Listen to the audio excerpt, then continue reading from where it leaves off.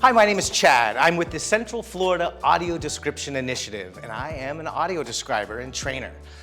Basically, we provide visual information for people that are blind or low vision at live events, particularly the theater. It's important to me that theaters and venues offer this service to the blind and low vision community, as it provides arts for all, and either arts for all or it isn't.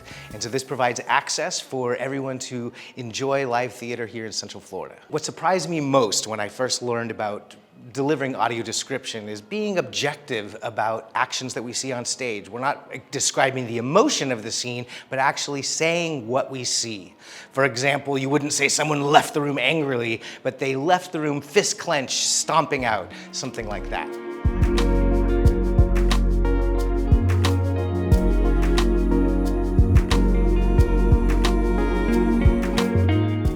I'm John Palmer, and I'm working with the Central Florida Audio Description Initiative. It's a very important thing, and when I first heard about this, it was like, well, of course this makes sense. Why don't we have it? Because you can see sign language interpreters, all the time. But folks don't often think about the other side of the coin for the folks that, can hear, but they can't see.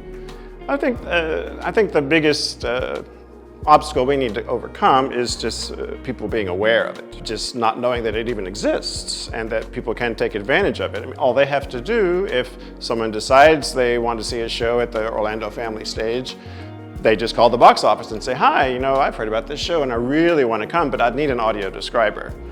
Some of the theaters that we work with actually provide what we call a touch tour before the show, where the patrons that are visually impaired will come, and the stage manager or someone from the crew would bring out some props or some costumes or something that particularly have a nice texture, like a feathery costume or like some metal pots and pans, or who knows what that's used in the show. So they can say, well, this is what this feels like when you hear it mentioned in the show. What I found the most surprising about audio description is that how developed it is in other areas.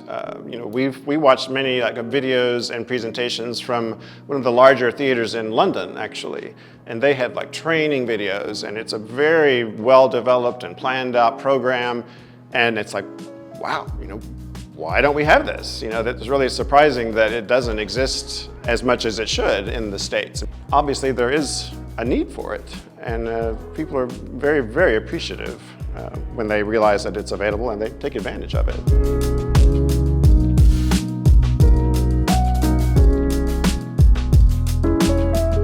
So my name is Asla Ganser. By day I'm a software engineer, and I'm able to do that because my computer talks to me. And by night I'm actually a musician and go out and perform at different cafes and such. And I love to go to plays. I've been going to plays even before there was audio description, and that made it a lot harder because I had to have friends that would whisper in my ear what was going on. So now it's much better, and I get much better audio description because the team there at CFADI is just great. I don't miss any of the visual parts of the play, the things that make a difference to the plot line and such, because that's obviously an issue. If you don't know what's happening visually, sometimes just the dialogue isn't enough to figure out what happened. I have been going to plays for a long time, even before there was audio description, as I said before.